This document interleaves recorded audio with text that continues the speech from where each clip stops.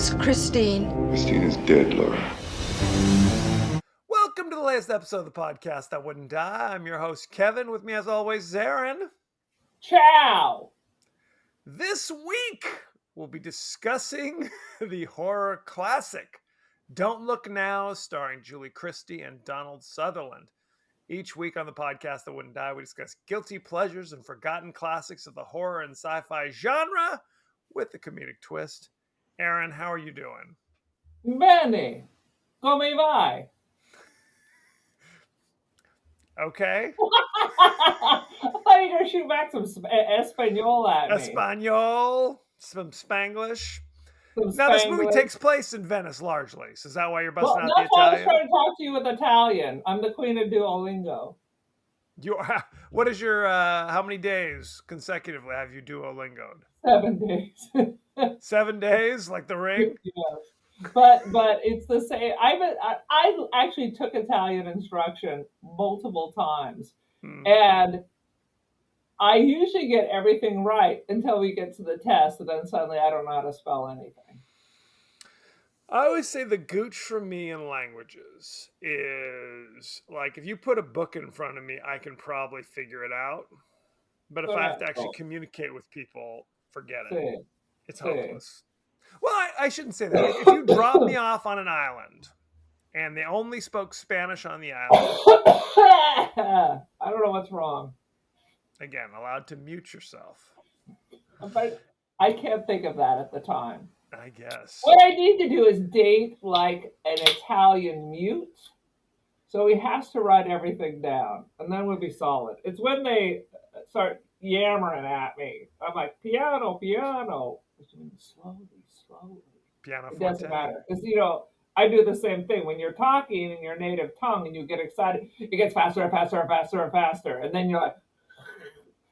Well, we've been on other podcasts before, international podcasts. And generally, the notes we get back is, we are very loud. I don't know if that's an American thing. It's a Doherty thing. I think that's the gooch right there. And we come on American. Strong. Brianna talks about... she lived in England for 15 years, in case you didn't know that, Kevin. I did know that. That people would literally come to you like, why are you talking so loud? What's the matter with you? Why are you shouting?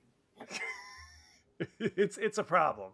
People have said that to me all my life. I have had my hearing tested, but I feel like when I try to whisper, then no one can understand me. When has this ever occurred that you've been whispering? I have considered it, and people are like, what? It's literally, my choices are shouting or mumbling. Interesting. One from column A, one from column B. Aaron! My whisper is so loud that the person I'm trying to not have hears me clearly. So you're trying to talk trash about somebody nearby, and they hear you crisply and clearly. Is that what you're saying? Traditionally, whenever I'm talking trash, the person is standing right behind me. As is the way. For goodness sakes. I can't figure out how to mute myself, but I want to cough. Oh, here, I can push this button. Hang on. I only need to cough when we're recording. But see, that's what you do. You say what you gotta say, then surreptitiously you slide over and tap the mute button. Cough, cough, cough. You don't make it's not draw attention to the fact that now I'm It's not muting cough, myself. cough. It's like emphysema, instant emphysema. Aaron, give us your 30-second synopsis of Don't Look Now. Well, before I do that, I'd rather you not. Have you seen on TikTok where you have endless videos of people getting their ears dug out that are plugged shut? Maybe that's what's going on with you. Perhaps. There's a Mothman in there. There's 15 pounds of God knows what. There's they a Mothman play that horrible TikTok music while they just dig and dig and dig. It's super high focus. I told you one time I was flipping channels when we were on vacation, and I came across Dr. Pimple Popper, which I'd never seen before, and it was horrifying. Dr. Pimple Popper is the best, but all these shows, I don't care about your fucking backstory. I just want extreme close-ups I used to watch that show, but like I said, I don't want to spend 20 minutes hearing how hard your life is because you got like a giant zit and nobody to pop it for you. Well, I just want to see the popping. what I saw, it wasn't popping. It was more like I have a huge tumor, like a second head growing out of my shoulder that I can't turn my head anymore. So I finally went to the doctor to have him look at it. Yeah, I don't want to see lipomas. I just want to see cysts and blackheads. That's all I care That's about. not what was happening. Anyway, The bigger, the angrier. She stabs it with a butcher knife, and it becomes the Trevi fountain. That is the best. this is the most terrifying tale of all. Would you It's please tell very us about Don't Look satisfying. Now? Don't Look Now. Tell us about it, for God's sakes. Uh, as one did back in the 60s and 70s, you just sent your kids outside to go play for hours. You said, it's time for you to go outside and get some air. And the parents would lock the door so they could have sex and quiet. And it didn't matter if there was an uncovered well, an ocean, a lake, lions, tigers, or bears, oh my. You came back by dinner time. Didn't matter your age. I think I was locked out at like 5. Sent to the neighbors. The neighbors across the street. I thought I saw a little girl. Go over there, and I'd be knocking on the door. I hear you have a girl. My name is Aaron. Can I play? Would you like So to of babysit me? course, sometimes I mean the thing about the 60s and 70s, it was probably better for the human race because you kind of thinned out the numbskulls and the people who just were too dumb to be alive. Nowadays, everybody's a bubble wrap, so now they're all going to reproduce, and that's going to be the end of civilization. So, as what would happen is sometimes, you had 2 kids, and then now you have one. We So, haven't of even gotten to course, Venice yet. Are we ever getting to Venice? Or is that in the second half hour of you your got to build 30-second for it. synopsis? So, of course, the mother is very upset, and the father could give a. So now we're working in Venice. I don't know what he is. He's moving bricks. He's scraping at art. I don't know what he is. Sometimes he speaks perfect Italian. If it's workman Italian, if it's hotel Italian, English. So we don't know. Anyway, the wife meets these old British ladies who look vaguely familiar to me, who have like a psychic gift, and then they say, we see your daughter, and she's happy, and she's with you, and it's very comforting. And she tells her husband, full denial, you crazy, as the men are opt to do in their gaslighting world. You so crazy. Stop it. Our dog's dead. Our dog's dead. For God's sake. Wait, I Anyway, have to defend men everywhere because this is the third straight episode where it's why are they gaslighting these poor ladies all the time? Look, ask yourself, why in every movie do you have to throw that in? I think you're allowed to be skeptical if they're like, I met these strange blind psychics at the open air. It's like, no, I can be skeptical about that. That doesn't mean I'm gaslighting that I'm Ike Turner or abusive. My wife mentions black magic. Movies, it is the husband telling the wife, the wife knows, and the man says no. And as it turns out, he's the psychic one. He's the worst psychic of all. He couldn't predict his child was going to be dead. It was like psychic when it is of no value to you. Right. As is the way. Sorry, continue. Do your thing.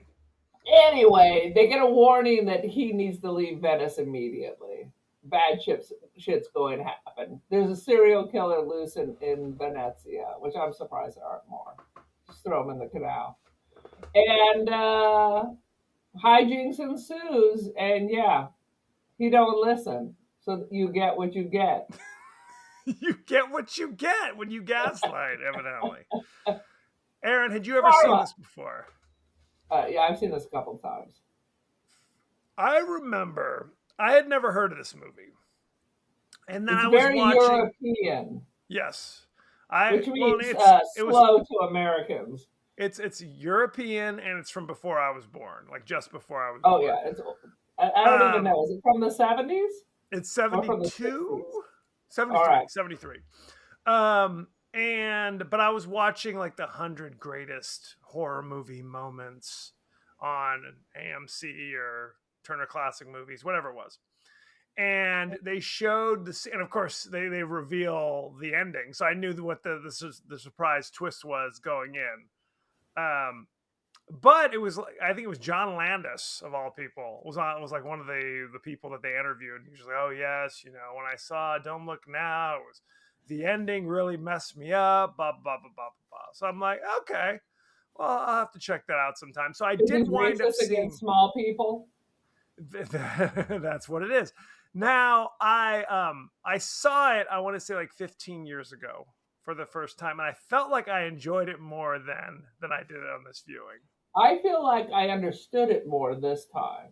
Okay, When that's when I fair. saw it before, I thought the old ladies were like witches. I thought they were like causing things to happen, and I thought because they were very reminiscent of the Rosemary's Baby neighbors.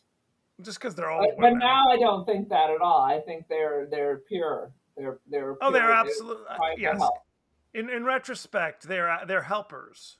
Right. It's the one blind psychic lady is the helper. She's trying to help.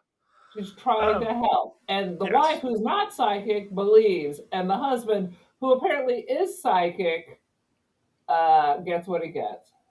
And this was based upon a short story by Daphne du Maurier, who did Rebecca and also did The Birds, which we didn't mention. Right. She wrote both of those stories.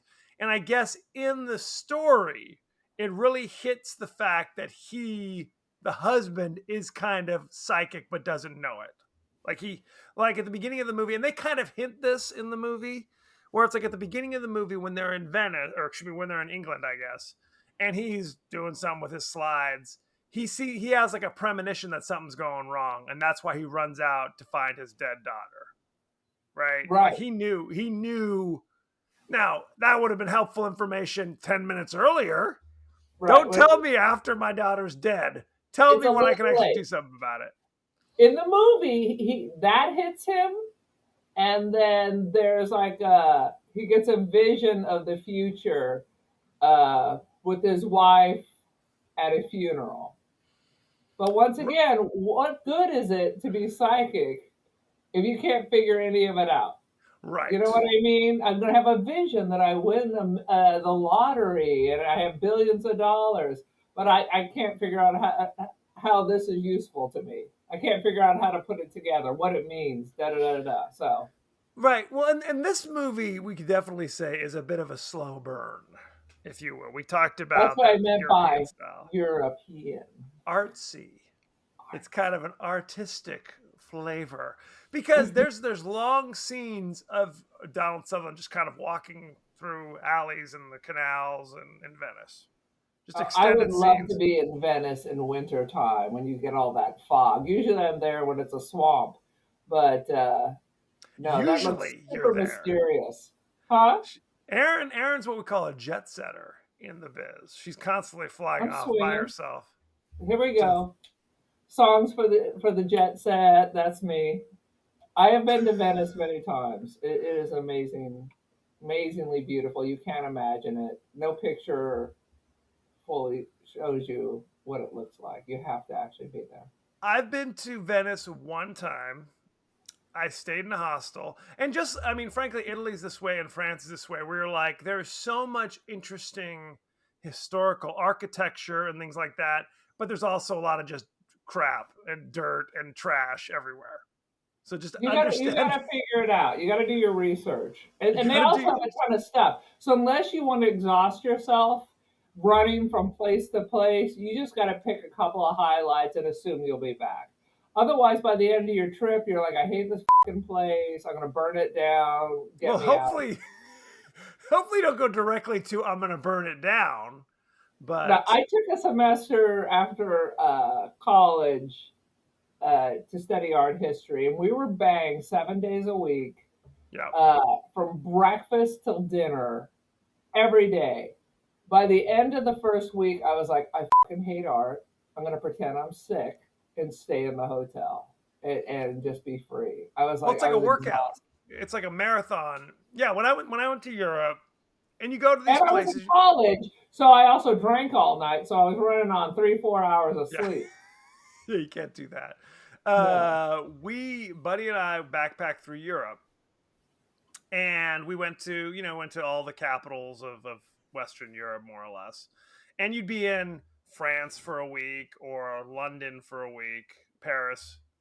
And every day you're getting up early, spending all day walking around, going to museums. Well, we're poor, we don't have a car, so we're walking here or there.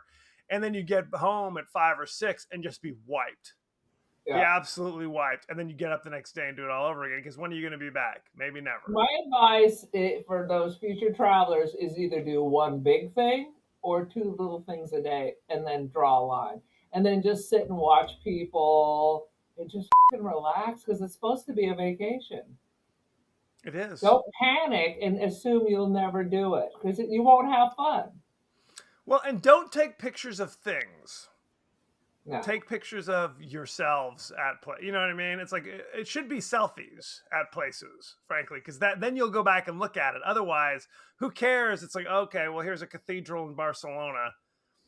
I can go online and find pictures of that. You know what I mean? Right. I was on a trip with my friend Linda. She's like, "Why aren't you taking pictures?" I'm like, "Because what am I going to do with this?" I mean, I'm at the back lot at Warner Brothers. So Right. unless I'm doing a stage thing with you or me, or there's something architecturally relevant, I'm like, what am I going to do with this? Right. Usually I'm on vacation. I'll take a few pictures just to post on Facebook, and then I delete all the pictures. Then I wipe my Honestly, brain unless clean. I'm in it or if it's something important, I go back and delete it. I got 20,000 pictures. Goddamn iPhone. Okay, let's get back on track. Aaron, what you got for the We all highlights? agree that Venice is the best, and even though the gondola ride is $100, you still have to do it at sunset, even if you're with just your homies. It's worth it. Fair enough. Don't look now. I already gave you my whole description. No, I'm saying highlights. What you got? Oh my god. Why does Donald Sutherland have to show his ass in every freaking movie? That Why is do we great. need to see it in Animal House? Why is he like the hot stud of the 70s? What's that all about? That is kind of funny. Well, we do need to talk about there's literally a 20-minute musical montage sex scene between Donald Sutherland and Julie Christie, where it's that weird. There's at least one scene where her head is in his armpit, kind of thing, where I'm just like, maybe they did it differently in the 70s. But I'm not. There's No? not a lot of armpit Hey, play. what do they do it Udo Kier style? That's what I'm talking about. No one. Okay, maybe I do it differently. There's no armpit play in my bedroom. That's a little glimpse, and that's all you're getting. What about knee? Is there a lot of knee There's a kissing? lot of knee kisses. It was bizarre because it is kind of Maybe like a you need to perverse open game of. yourself up. You know, when anal sex becomes boring, Here it where comes. else can you go but Where armpit else? kissing? Where else can you go? It's like a perverse game of Twister. Is basically what it is. Like no one's ever heard of such a game, but it goes on for 20 minutes. Where I'm like, is there no more plot to this movie? Yeah, So too much. very Too upsetting. much if you ask me. I mean, Julie Christie, I think, is beautiful, but no one. Stop with the ass, Donald. You think he shows up on the first date, it's just like, now when's my ass scene? Let's work this in. Is it in the museum? Am I walking down a canal, ass You out? got a makeup artist who's down there powdering up his ass, lancing boils and putting cover up on. Here it comes, Dr. Pimple Popper helping out It all goes on back to that. retainer. Exactly. Give people a break. Yes. Give us the audience a break, for God's Less is sakes. more. At least, I guess, at least it wasn't full frontal. Yes. So there's that at least. Um, let's also talk about how it seemed as though Julie Christie and Don Sutherland had the same kind of crazy curly 70s hair for some reason, where it's like I curled my hair and then went to bed and then just rolled out of bed. I gotta say, I wonder if I don't know if it's just natural because for both of them, I've only ever seen them with curly hair. No, Sutherland definitely had the curls in the 70s. In the 70s, he was all curled out. I think by the 80s, he was not curly anymore. I don't know if he started straightening his hair or if he curled it in the 70s. I don't know what was happening. In this time, it was very awesome to have curly hair. In fact, the perm was all the rage. You kind of wanted to have, like, the black people had afros, and we kind of wanted to get in on that style. So the best we had was like the Tony perm, or which is your home perm, or you went to the salon and they used the tiny little rollers, so you had like a full Ronald McDonald, because of course we can't have like a real afro. So I you see. got this kinky, round, crazy curls. Now, Aaron, you had a perm far later than people had perms, correct? It was in the 70s. It was like the late 70s, and mom gave me a home perm that just simply fried my hair out.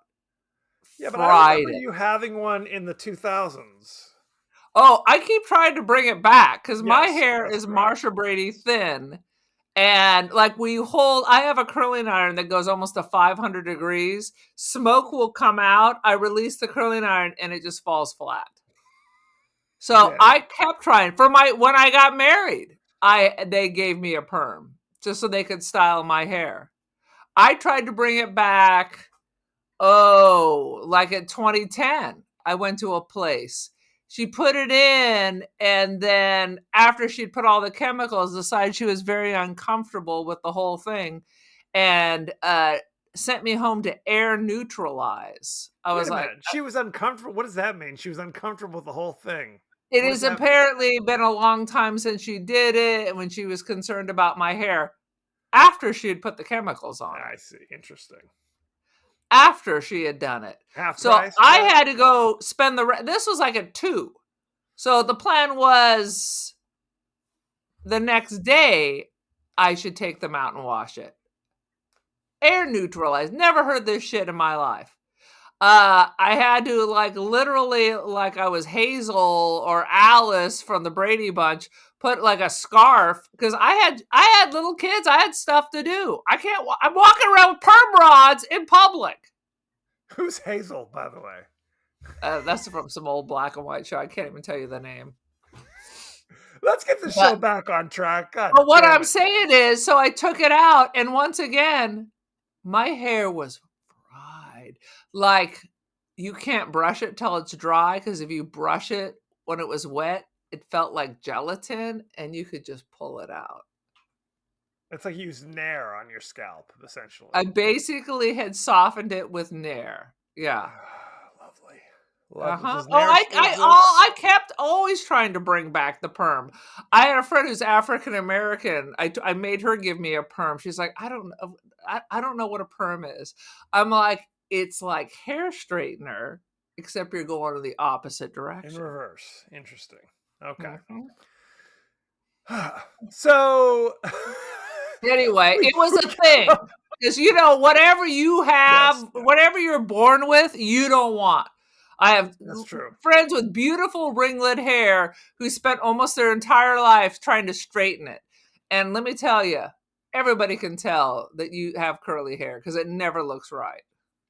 Well, the thing is that if you have straight hair, occasionally you're like, I like a little wave in there, kind of mix it up now and again. But if you have to have your hair curly every day, it can be kind of a hassle. That's what it is. It's like people who wear glasses. People who don't wear glasses, every now and again, I would like to have glasses on, kind of as a fashion. But if you have to wear glasses every day, you're like, not feeling it. Where are my contacts? I remember feeling very left out because I didn't have braces. And then I got braces. And then I was like, oh, That's ridiculous. everybody had braces. Why don't I have braces? Why don't I have a leg brace like that kid in the class? Everybody That else kid has got has an artificial leg. How come I don't? Why can't I? Anyway, okay. So Donald Sutherland and Julie Christie's daughter drowned in the creek because, as was the They're negligent 70s, parents, he as just was let the him do it. style. As was He the style. Now, in Donald Sutherland's defense, he did dive in and try to do a little half-ass CPR to save her little ass, to no avail. To no Yeah. avail. They Yeah. shipped the son off to boarding school because they couldn't stand the sight of him any longer, and then immediately fled to Venice because Donald As one Sutherland, does. as Aaron often does, to restore a church, a Venetian church that has fallen into disrepair. Evidently, I that's mean, his it was job. so ridiculous. So you have Donald Sutherland with the workmen putting up what? It looked like a plaster of Paris homemade They're doing mosaic. monster? They're restoring No, the not when he mosaic. fell. I'm talking about when he's with the workmen on a ladder and they're hoisting The in a giant gargoyle. statue. It's a gargoyle. You don't have gargoyles like 10 feet. They're up at the rafters. Do you have gargoyles on churches? Maybe you do. I don't know. It seems kind of sinful. No, to have a they're crazy usually gargoyle. and Notre Dame has famous gargoyles, but they're like Oh. rain spouts. Right. Correct. They and they show him literally. He's hands on. He's not just the architect, in charge of restoring. He's the one up there hanging out with like a rope around his. Well, he's like holding a 300-pound gargoyle, placing it precariously into its nook.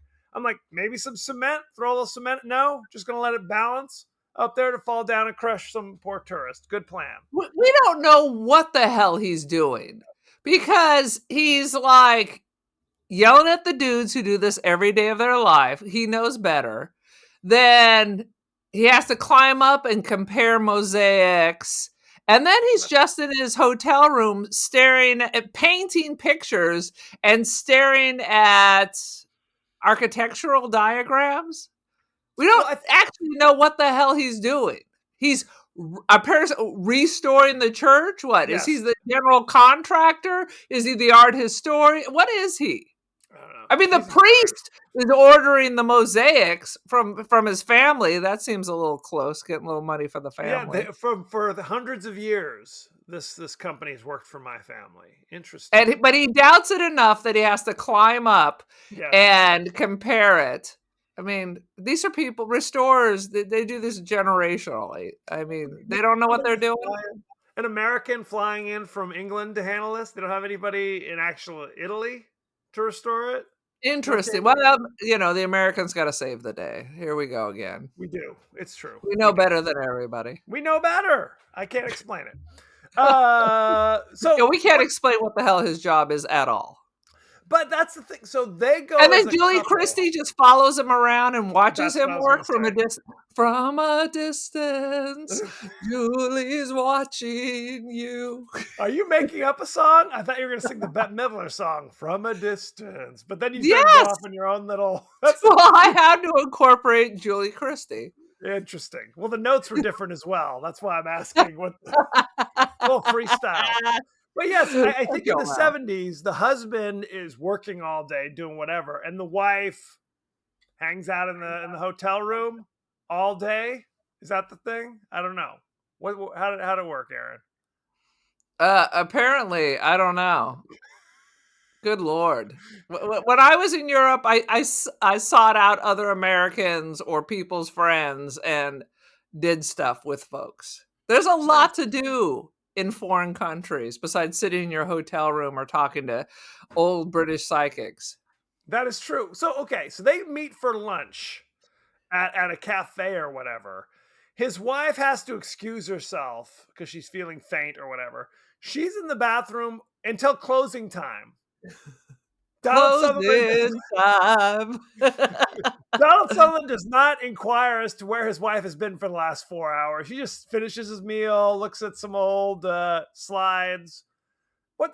That's not good husbanding. He literally puts his briefcase on top of her plates and things. He is the most detached husband, except when it comes to showing his ass. Well, 20-minute montage of sex followed by the rest of the week him just ignoring you. Well, and this is where she meets the creepy old sisters, where one's a blind psychic, and she's the one who says, I can see your daughter, Christine, I think her name was. She's with you. She's happy, which causes Julie Christie to pass out on the filthy Italian bathroom floor multiple times. So, And there's like an old Italian like bathroom attendant who's just going strega, strega, strega. which is what they do. That's pretty standard. They're very Pretty standard. judgy, those Italian women. Right. So you're right. The wife is like, I met these psychics. They say our recently deceased daughter is doing great, perhaps better than our neglectful asses could do for her. And Donald Sutherland flies into a rage constantly. Stop mentioning my dead daughter in my presence. She's dead. She's dead. She's dead. Get over it. Relax. We can always have another. So yes. So there's now like two plots going on. There's Donald restoring the church while Julie Christie hangs out with the crazy blind psychics. Meanwhile, there's a serial killer in Venice. So they're constantly turning a corner and they're like pulling prostitutes out of the canal. Did they establish they're prostitutes? I decided they were. They can't always be prostitutes, but needless to say, yes. There's the city's in panic because they're constantly pulling corpses out of Venice. Who knows? They probably went for a swim and died from the pollution. Let's be honest. Probably has nothing to do with the serial killer. Many people just dive right in. I sit there and I drink my spritz, and I just watch tourists dive into the canal to splash around. Splish splash. Right. So that's a reoccurring subplot. Now, later in the film, Donald Sutherland keeps seeing a little girl in a red slicker kind of running down the canals just out of sight kind of thing. Which is, of course, Little Red Riding Hood. Little Red Riding Hood, which is, of course, the outfit that his daughter was wearing when she drowned. Because God knows, it was a one of a kind. It was haute couture. It was just for the runway. No other red rain jacket could exist. Do not exist. Now, later in the movie, they get a call from the boarding school in England saying, little Billy, your abandoned son, is having some issue. Did they ever tell us what the issue was at school? He bumped his head. He did. You know those British boarding schools? It was probably a circle jerk gone terribly wrong. Is that a thing? Is that traditional? I like to assume between the beatings and children raising other children, there's all kinds of hijinks in British boarding schools. See, I thought it was going to be like go when you're like 7. Yes. And then you never see your parents again. I thought it was going to be like a Wuthering Heights situation, but you went directly to circle jerks. So I don't. Who knows what the story is?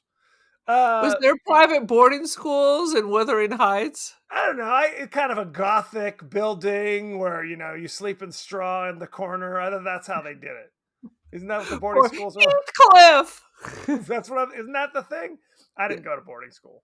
I went to boarding school, but it wasn't a British boarding school, and I wasn't 7. Did you sleep in hay in the corner of your dungeon cell? That's what I want to know. I did not. So Julie Christie's like, I'm going back to England to make sure everything's cool. And Donald Sutherland, it's like literally the bishop who he's talking to. He's like, where is your beautiful wife? And he's like, oh, she went back to England because our child, has almost died. Right.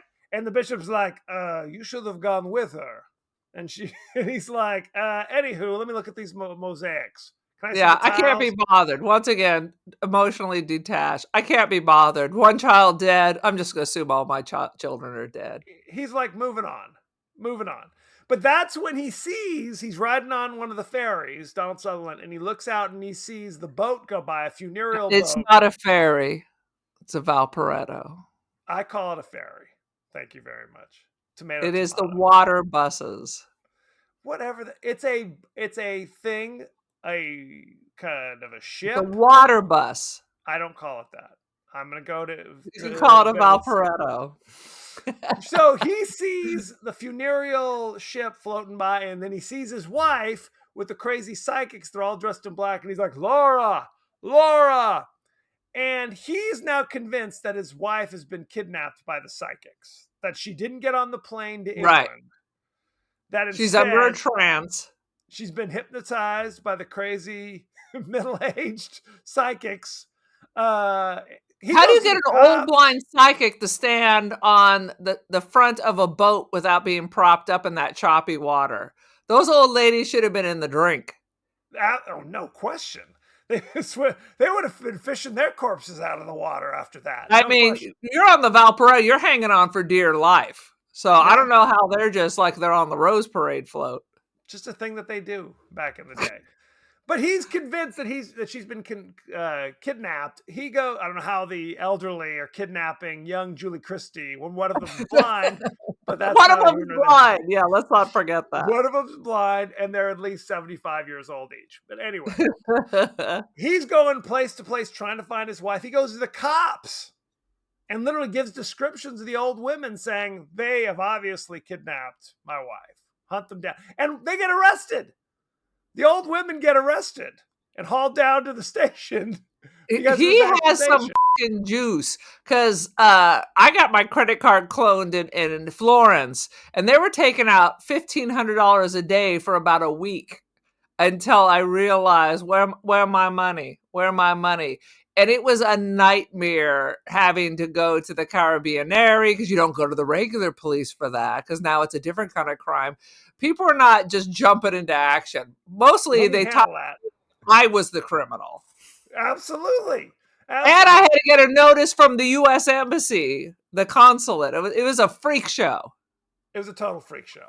So he eventually gets the call from Julie Christie going like, I'm in England. Everything's cool over here. And he's like, whoops, I guess I better go down to the station and release the poor old biddies from their torturous cell. I mean, they're probably being waterboarded at that moment right then and there, for all we know. I can tell you the police would all be smoking cigarettes while they questioned her. Looking at her. That's what they do. That's what they do. They were like always smoking. It's Europe. When I was in France, there would be dudes leaning against the no smoking signs, like chain smoking. Yeah. There's no shame. No shame. You'd be in a train car with no ventilation. The non-smoking car. And somebody would sit right next to you and just start lighting up. And you're like, bro, come on. Yeah, vaping's not a big thing. It's old school there. Everything old is new again. They're rolling it themselves. Rolling their own. I just got some tobacco from Turkey. You could smell the reek of just old stale cigarette coming down the hall a mile and away. Espresso and diesel. Europe smells like cigarettes, strong coffee, and diesel. Sounds delicious. With a hint of sewer. With a hint of sewer. We're stepping in dog poo. Anyway, so he feels bad, so he gets her released and walks her back to her hotel. And that's when she proceeds to start having a seizure. Because he's like, I think I'm going to leave now. Adios. And she starts spazzing out, get him back! Get him back! Because she's psychic. The shit's about to go down. The shit's about to go down. Because I think throughout the movie, they were like, you guys should leave. You guys should both go back to England. Get the hell out of here. You're in danger kind of thing. It was kind of an undercurrent of danger is the idea. Right. He's in danger. He's in danger, and he is not listening. He gaslights. He gaslights. He says, hey, relax. Relax. Come on. Have you forgotten to take your medication? Take your medication. Like, drug her up immediately. Drug her up to shut her up. I was like that. I thought that was so awkward. I was like, you're That's how they do. That's how they do it. Well, again, I feel like I'm always defending the abuser. Why are you defending Donald Sutherland? You know he's a dink. Okay. They are both dealing with their grief in their own ways. Okay? She is in her feelings where he is kind of putting up walls. He doesn't want to deal. The only feeling he wants is on his penis. That is true. That is true. But I mean, the thing about it. But that's what I'm saying. If a psychic comes up to you and starts talking to you about your recently deceased daughter, I think you could have a negative reaction to that, Aaron, and not be. Well, I would also be concerned. I mean, if the psychic comes up to me and says, I see your daughter with you, she's happy, I would get a sense of calm. You know, as long as she's not asking me for $20,000 for an enhanced reading, I that would make me happy. I would not like try to punch old ladies. Do you know what I saw? This reminds me. I was watching. I don't watch a lot of Modern Family, but I happened to watch one episode where Sofia Vergara and her niece go to get like a reading, and the whole time her little niece is sitting there with her glasses, going like, "I can't wait to just rip into this psychic. This is such BS." But by the end, she could tell that her aunt Sofia Vergara like got something like, "Oh, your grandmother's so proud of you," and she. It was like a therapy session. So at that moment, she realized that there was the value to it. And therefore, even if it is hooey, you know, it's not hurting anybody. And it makes her feel happy to go and get the reading from her grandmother kind of thing. So there you go. Well, now, because it used to be illegal. It used to be illegal to do these psychic things because people took advantage. And now they slap. Dad used to say he had these clients that were gypsies and they would be in trouble for doing the psychic readings and stuff. So he was their attorney. But then they changed the law and now they slap for entertainment purposes only. It's the people who actively go after these vulnerable people and $10,000 to get the curse off of you and that kind of shit. No, that's true. It's like if you pay somebody for a reading, drag me to hell. Drag me to hell. You pay whatever it is up front, and then they do a reading, and then you leave. Cool. But if it's like, and please write me a check so that we can have the further discussions with your dead grandmother. Right. There's a curse on you. You're in terrible danger. The Malork is on you. Drag me to hell. The Malork. Exactly. The Malark. The Malark. So then Donald Sutherland leaves, and of course, then he sees the little red girl and the little girl in the red slicker running around. He's chasing her, and so that's the big climactic moment. Julie Christie is back from England, trying to chase him down, and the most bizarre twist. Oh my God! You're never gonna see this shit coming. Go for it, Aaron. He corners. I mean, the little person is flying through the air, jumping. I mean. Venice is a maze even with GPS. So you'll be somewhere and all of a sudden your GPS just starts spinning around like you're at the center of hell.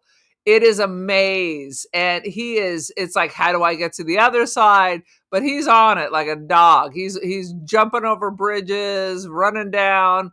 He gets cornered in the section and he's calling to her. She's kind of trapped and she turns around. Father.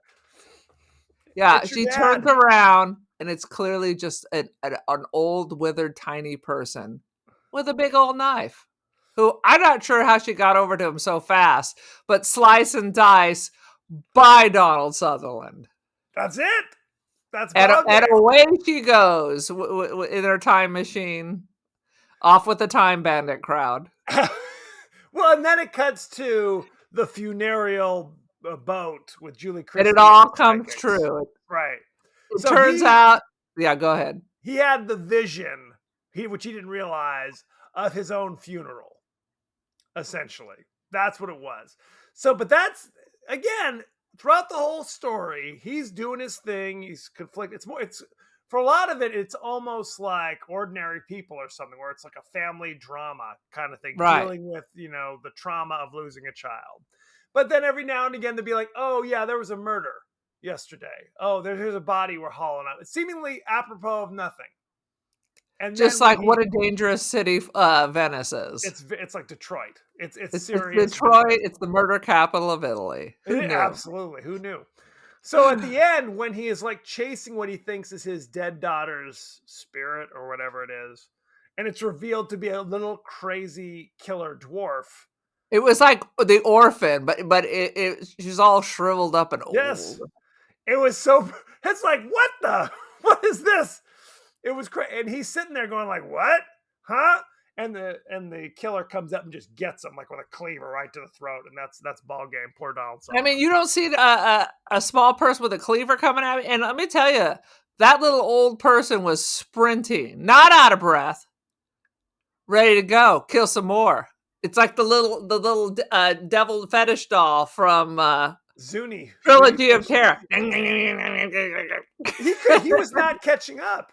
He wasn't. No. Donald Sutherland is a grown man, long-legged, could not catch up until like a blind corner, like a dead end, and then there it was. Boom. Boom.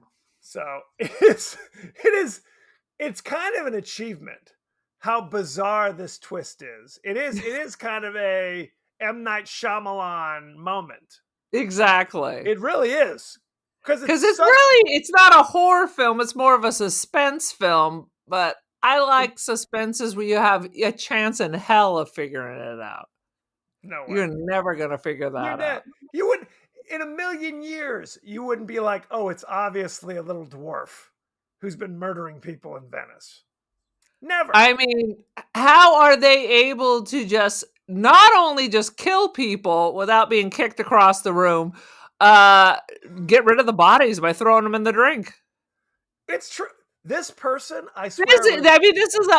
Murder seems a physical job. I haven't done it yet, but it does seem like you need to have a lot of body strength.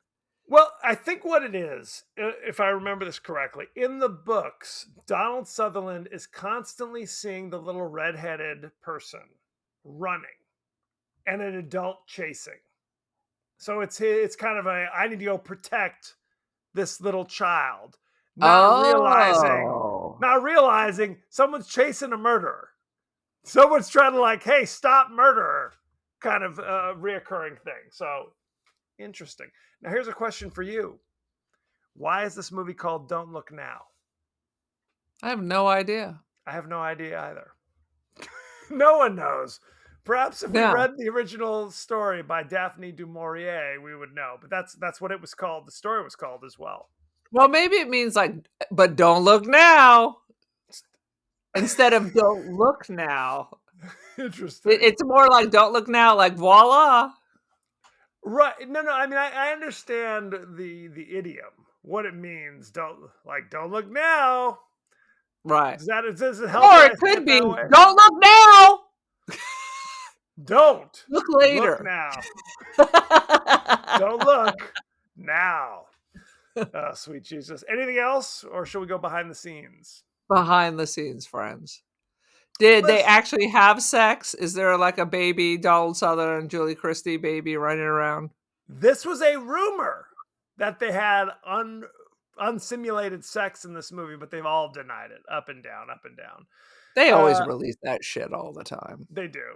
Donald Sutherland and Julie Christie met for the first time on the set of this film. The first scene they had to shoot was the sex scene, as Nicolas Roeg wanted to get it out of the way. That's the director, and then move on to the bone of the matter. Christie was terrified. Oh, it was the bone of the matter. The bone of the matter. Donald Sutherland actually recounted the infamous sex scene, how it was shot on inside the actor's studio. And he said they were on set at 7 a.m. in dressing gowns. They gave him a glass of champagne to kind of calm down the nerves a little bit. They had just the director and the cinematographer with two different cameras. The cameras were unsilenced and the room was oak paneled, so it was noisy as hell. At the same time, the director would just shout out directions over the noise of the cameras to the actors, such as grind, lick her nipples, put your hand between her legs, get on top. The shoot lasted until well into the afternoon before the director was satisfied and wrapped. Oh my God. Yep. What a nightmare. I'm going to need more champagne for that. The famous sex scene was completely removed by the Irish censor when Don't Look Now was released in Ireland. So there you go. Renato Scarpa, who plays Inspector Longy. That's the police officer that Donald Sutherland was constantly talking to. Yeah. He didn't speak any English. He just read the lines he'd been given without knowing what they meant. He did pretty good. He pulled it off. It's like ABBA. The girls didn't speak any goddamn English. This added to the sinister quality of the character. So there you go. I'm not sure about that. The scene set in the church where Laura lights a candle for Christine was mostly improvised. Originally intended to show the gulf between John's and Laura's mental states, John's denial and Laura's inability to let go. The Right. script included 2 pages of dialogue to illustrate John's unease at Laura's marked display of grief. After a break in filming to allow the crew to set up the equipment, Donald Sutherland returned to the set and commented that he did not like the church, to which Julie Christie retorted that he was being silly and the church was beautiful. And the director thought that the exchange was more true to life in terms of what the characters would actually say to each other, and they Right. ditched the scripted version and opted to leave in just their regular conversations, their real life exchange. So there you Mhm. go. Isn't that good stuff? Yeah, This that is the really kind of stuff. brought something to the movie. It was the most important moment of the film. It was pivotal. Let's talk about the cast and crew, shall we? Let's talk about cast, baby. Nicholas Roeg, I'm sure I'm messing up his name, was the director. Nick Rhodes, like the guy from Duran Duran. Yes, he was the keyboardist. Nicholas Roeg directed Walkabout. Rogue. Not Nick Rhodes from Duran Duran. Roeg. He directed Walkabout in 1971, Don't Look Now in 1973, The Man Who Fell to Earth in 1976. With David Little Bowie. Bowie, huh? He did The Witches in 1990. That's the Angelica Houston. That's the Angelica Houston. I do enjoy The Witches. The Man Who Fell to Earth was also very European. Absolutely. He's a English director, if I'm remembering this correctly. And let's talk about the cast.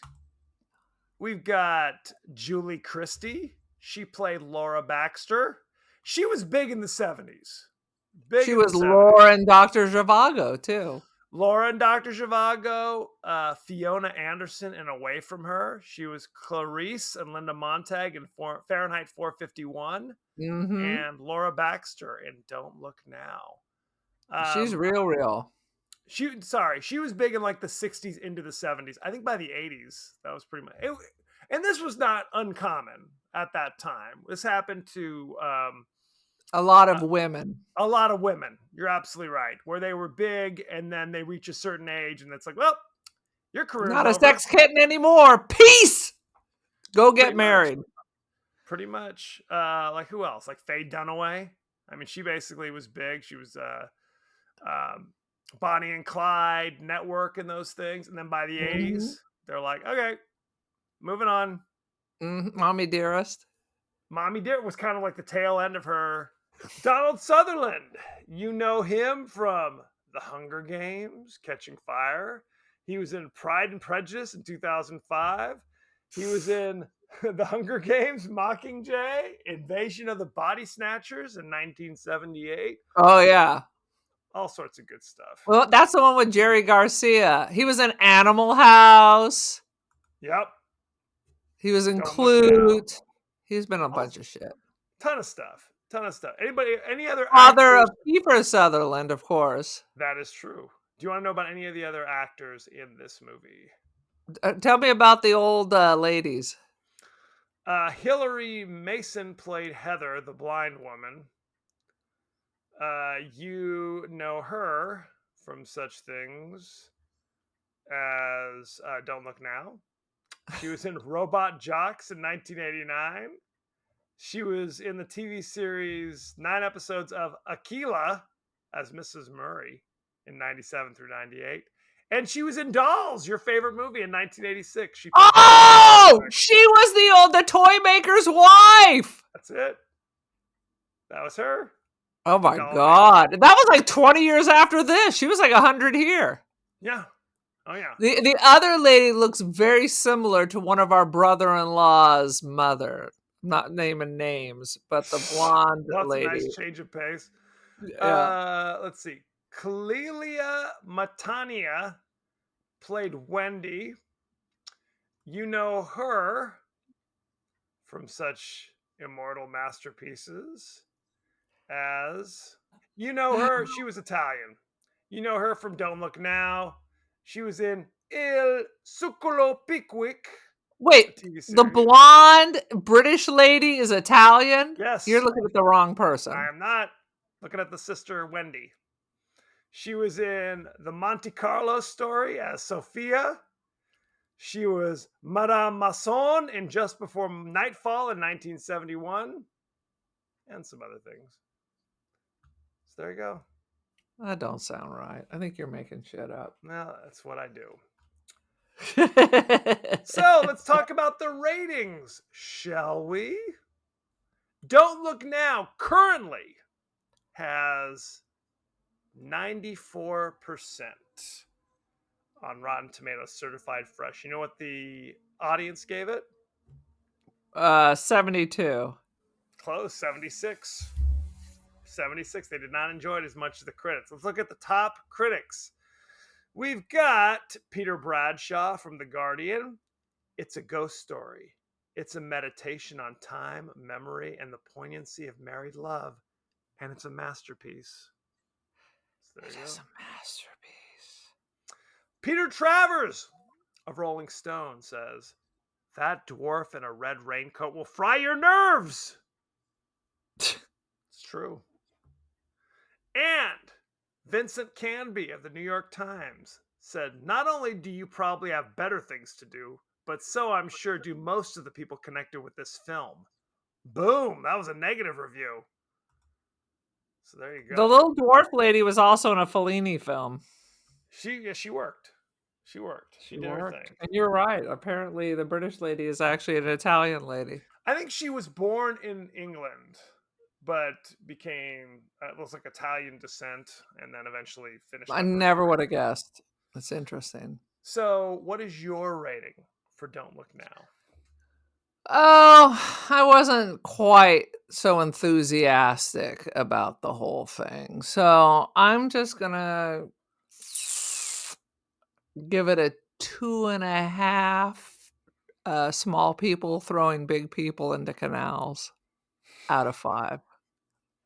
I think I'm going to give it 3 out of 5 little red dwarves slicing throats, as they are prone to do. Slice it and dice it.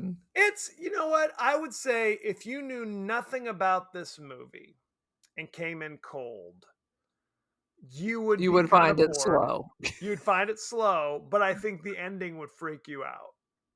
I think. Okay. I think if you go in already know what the ending is, thank you very much. You're just kind of waiting for it. You know what I mean? You're kind of going through the motions of watching this movie, waiting for the little killer to pop up at the end. All right. So, all right. It is what it is. It's very well made, very well acted. It's beautifully shot. But it's also feels a little dated because it's slow. It is slow. It's a slow burn with the most bizarre twist the world has ever known. 100%. So thank you very much. Go to our page on Facebook. We're on Twitter. We're on Instagram. We are on TikTok. All sorts of good stuff. You can also listen to us, but you can also watch us, as some of you are doing right now, on YouTube. For goodness sake, it's a simulcast. You can also email us at the podcast that wouldn't die at Gmail. We are on Apple Podcasts, Spotify, anywhere the finer podcasts are available. So don't forget to like, share, rate, and review. Won't you? Won't you please? Aaron, what is your social media situation? What's going on with you? I got the Much Media. I'm on the Insta. I am the Cult of Aaron. Join the cult. I am Don't Feed the Pigeon. I am also on Artsy and First Dibs under the Instant Dreams Gallery. Aaron Doherty. Check it out. Polaroid goodness. Dynamite. I'm going to talk about some comments that I received off the internets. What? We're still trying to decide when to actually do this segment, so I'm just kind of, whenever I remember to do it is where I'm throwing it in. So seems good. Time. Seems fair. Talking about Nightbreed, which we released a couple weeks ago. Kitty Rage says, I love this movie. Been a minute since I've seen it. I used to get so mad about the guy that cut his scalp apart because it's anatomically incorrect. I'm like, where's the skull? I agree. No issues there. I got it. Also talking about Nightbreed, Brian Scuttle says both versions are an interesting supernatural thriller, but I love the Barker cut for the depth that it adds to the world. That's a lie. There's no depth. Okay. There's no depth to any cut whatsoever. Very upsetting. William Reel Jr. says, I disliked the first cut when I saw it way back when it was in theaters. It was too short and rushed through everything. The restored cut is great, though. As Brian Scuttle says, it has the depth that was originally missing. So there you go. People. Aaron clearly disagrees.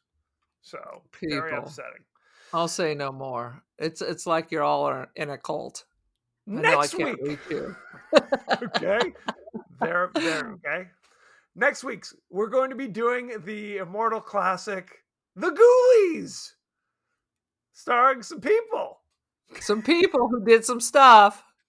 We were talking about The Ghoulies ever so briefly when we were guests on the Cult Worthy Cinema podcast. So he's like, why haven't you done Ghoulies yet? And I immediately said, why haven't we?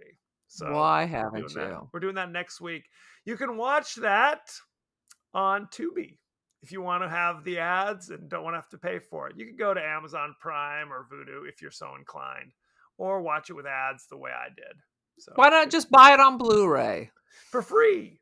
They're just giving away copies. So send in any favorite scenes, favorite quotes, comments, and questions, and we may talk about it on the show. Right on, brother. Had by all. So thank you very much, and be well. Be well, my children. Ciao. Arrivederci. Buongiorno. Buon pomeriggio. Buonasera. Buonanotte. Ciao, ciao.